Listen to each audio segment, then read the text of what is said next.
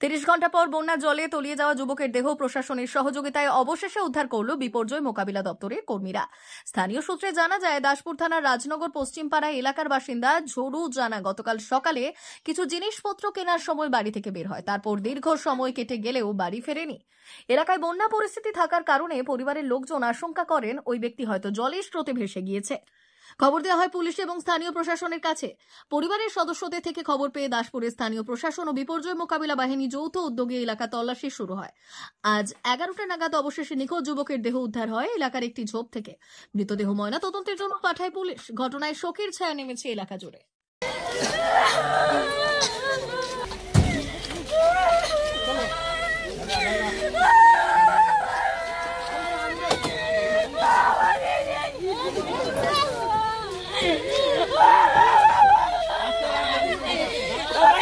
ছিলাম, এবারে ঘর থেকে ফোন করছিল যে ঘরকে চলে এসো, বাবা আসেনি ঘরকে। তখন বাজে প্রায় আপনার তিনটে থেকে আমরা এবার সারা দিনটা 6টা অবধি খুঁজেছি। তারপরে আবার রাত্রি 7টার পর আমরা আবার জলে কোথায় 30-35 জনের মতো নেমে খুঁজেছিলাম, আমরা পাইনি। সিসিটিভিতেও তো দেখা গেছে। হ্যাঁ, না যা পাওয়া যায়নি। ওই যে ওদের আর যে একটা খবর গোকুলনগরের ঘাটে নাকি দেখা গেছিল, ওইটা গোকুলনগরের ঘাটে ওরা তো বলছে, আমরা গেছিলাম ওখানে, ওরা বলছে পেরিয়েছে, কিন্তু সঠিক কিনা আমরা জানি। আপাতত উদ্ধারকারী দল নেমেছে। হ্যাঁ। আপনার বাবার নাম? ঝড়ু জানা। বয়স কিরকম হবে? বয়স 55 বছর। আপনার নাম? আদিত্য জানা। আপনারা ক ভাই ক বোন? আমরা 3 ভাই। কি জানলেন? ঘটনাটা ঘটেছে বলতে, কালকে দেখছিলাম তো বাজারে প্রায় 11টার কাছাকাছি। তারপর থেকে আমাদের নজরে আর দেখতে পাওয়া যায়নি। তারপরে বাড়িতে ফোন করে জানলো যে ওর বাবা, আদিত্যের বাবা বাড়িতে যায়নি। 3টার পর থেকে ওরা খুঁজতে লেগেছে 6টা পর্যন্ত মানে ব্যাপকভাবে তারা তল্লাশি চালিয়েছে। খুঁজে না পাওয়ার ফলে নিজেদের মধ্যে জেনারেশনের যত আত্মীয় প্রত্যেকটা বাড়িতে মানে নিখুঁত হয়ে যায় খোঁজ খবর নেওয়া হয়েছে, সেখানেও যায়নি। এইবার জলে নেমে পরিস্থিতিটা দেখা হয়েছে, 30-35 জলে নেমেছিল, তাতেও পাওয়া যায়নি। আজকে সকালে এখন প্রশাসনিকভাবে পিচবোর্ড নেমেছে, খোঁজা চলছে, দেখা যাক কি হয়।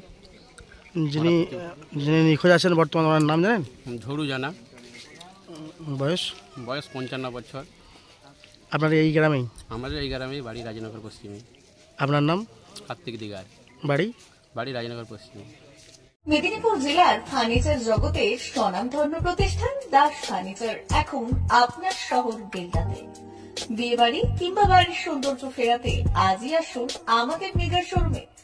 শপিং স্বাদ পূরণ করবে মেসার্স দাস ফার্নিচার, বেলদা কেশরী মোড়, হসপিটাল যাওয়ার রাস্তায়, বিএসএল অফিসের পাশে, পশ্চিম মেদিনীপুর।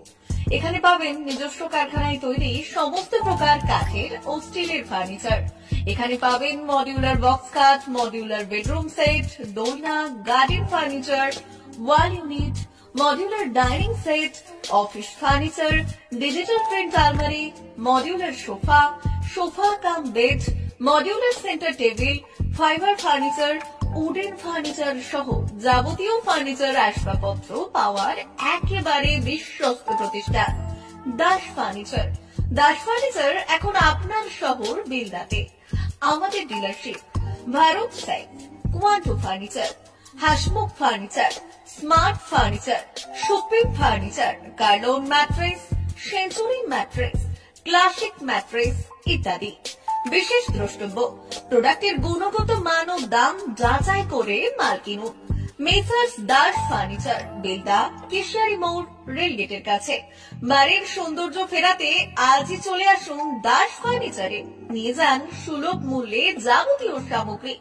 যোগাযোগ করুন 032-292-99933 অথবা 99-333-33062 অথবা 7001139426। আমাদের ঠিকানা বেলদা কেশরী মোড়, হসপিটাল যাওয়ার রাস্তায়, বিএসএল অফিসের পাশে, পশ্চিম মেদিনীপুর।